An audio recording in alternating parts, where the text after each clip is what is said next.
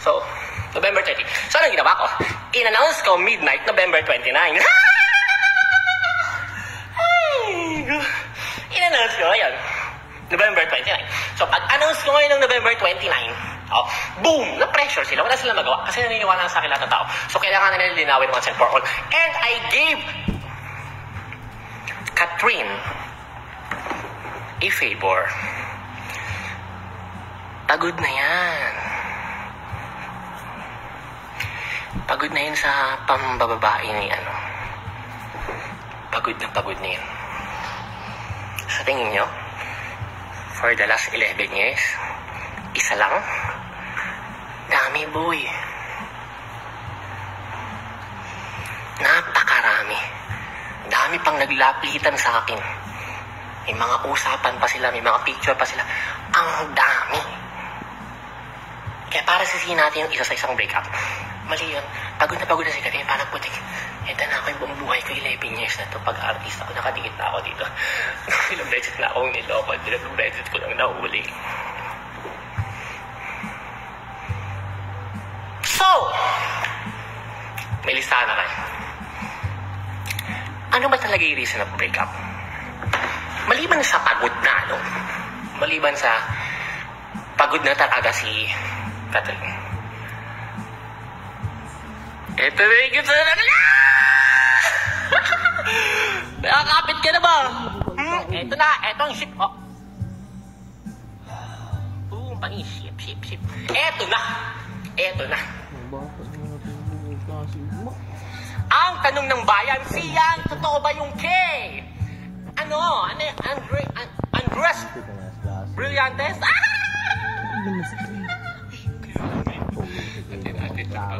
Baka may karinig dito na iba. At least kahit 10 lang tayo dito sa GC natin, okay lang yun. Huh?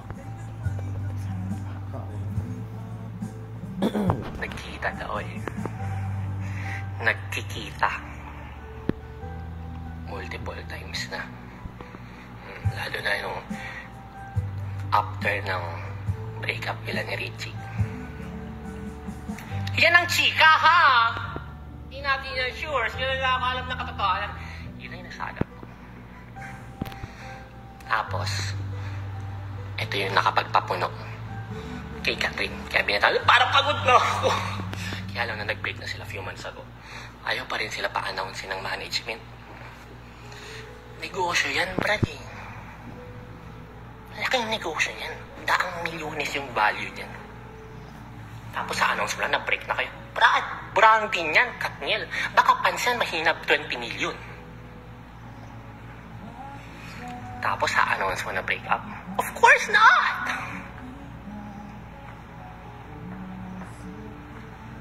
So, eto ng chika. May kakapitan ka na ba, Mars? Huwag kayo masyado maingay, baka may makarinig sa atin.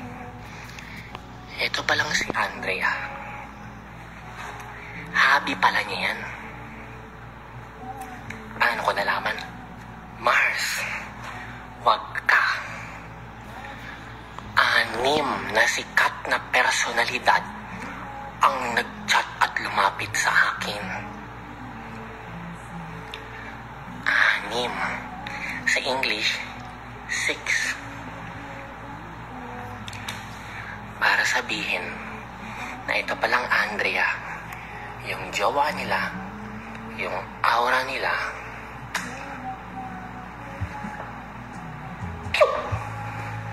no comment.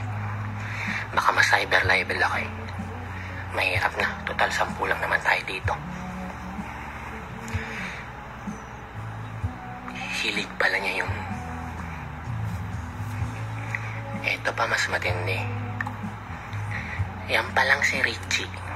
Naririnig niyo ba ako? May mic ba? Yan palang si Richie. May una palang aura yan. Tinarget lang din niya sa PBB House pa. Oh my God! Nadulas ako, sorry. Ang malupit dyan, sila pa yata nung set. Overlap, Mars. Kaya, na nag-break na sila ng DJ. Ito na, Kuya DJ. Pew! Yan pala yan. Pero, nagulat ka, no? Nagising yung anak mo sa gilid, no? Pero, hipak muna tayo. Hindi natin pwedeng sabihin na si Andres lang ang may kasalanan sa hiwalayang ito. Dahil may posibilidad na few months ago, 3 months ago, 4 months ago, 5 months ago, 6 months ago, hindi natin alam masigurado, mahirap magbanggit dito, baka matawag tayong fake news kung ano man yung alam natin. Basta few months ago, pwedeng break na talaga yung Katniel. At dahil nalaman ni Andres Bonifacio na break na pala at single na si Kuya DJ, ito na yan. Target. Para bang na-challenge siya. Pero crush niya talaga to. Love na love niya talaga to. So, anong pinapoint out ko? Para i-rule out natin. Para i-rule out natin na ang may kasalanan sa hiwalayang ito ay si Andres Bonifacio lamang. Mali yun. That's emotional na parang may masisi lang tayo, meron lang tayo mapagpalingan ng galit natin. Mali yun. Hindi natin masabi dahil ito talagang lalaki. Talagang mahilig talaga for the past 11 years. Image loyal lang. Kaya lang, walang natatakot na pumalag, mag-expose, i-post ng mga babae or ng mga kaibigan expose kasi gusto eh. Brad, bigating pamilya yan. Daming connection yan sa show.